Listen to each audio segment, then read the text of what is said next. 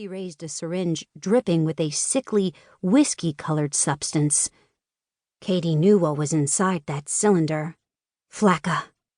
She'd seen what the drug could do to people. If Raoul gave it to her now, she'd be a goner. She'd lose her sensibilities, lose her thoughts.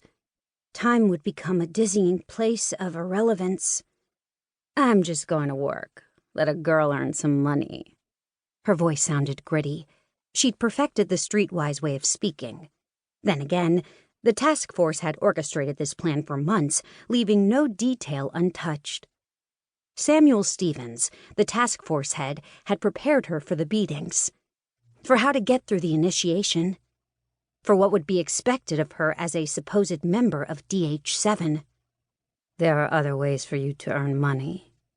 His eyes glimmered with a malice that made her insides feel as frigid as the Arctic. No way would Cady be one of Raoul's girls and let him be her pimp. She'd go the extra mile for her job, but not that far. She stepped back. "I like to do things my way." He still held that syringe, and Cady knew he was still considering using it. All he had to do was plunge it toward her and... Cady didn't want to think about it. If there was one thing she hated, it was losing control. "So, about Samantha." He stepped closer, close enough that she could smell his breath. A mix of alcohol, nicotine, and his favorite snack, peanuts. "I killed her, just like I said. You saw her dead body." He sneered, obviously unconvinced. "One of my guys saw her today, down in Portland." Cady's heart thumped harder. So Raoul hadn't seen her himself. Where had Samuel taken Samantha? Cady only knew they'd left Seattle. Please, not Portland. That's impossible.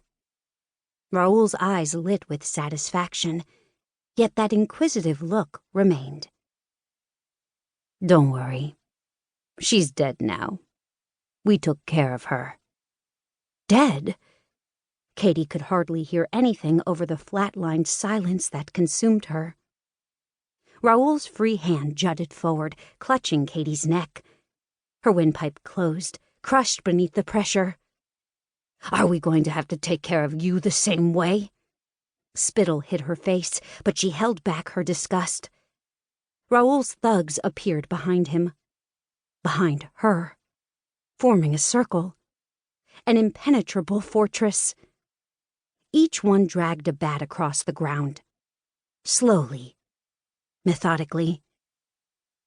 Cady had seen what they could do with those bats. Her body wouldn't survive it.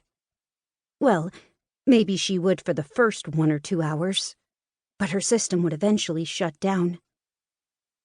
Cold fear trickled down her spine. Where was her backup, and why hadn't she accepted that full-ride softball scholarship?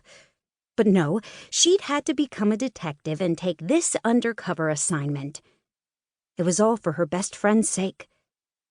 Lucy's murder had changed all Cady's plans, had created a vast chasm between herself and her parents, made her life veer in a different direction.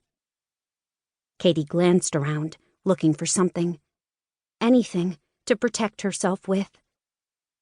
Old boxes huddled against the wall, some crates, a crumpled beer can. None of those things would help her right now.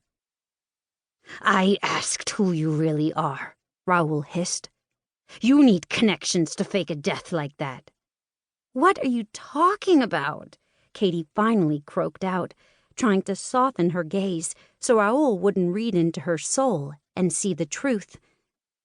The truth was that she was terrified, that she'd lied to him, that she was going to send him to death row and shatter his gang into so many pieces they'd be impossible to reassemble.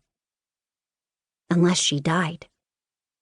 And she just might die. "Do you work for the police?" His voice was raspy with anger, and his fingers squeezed harder. Cady gasped.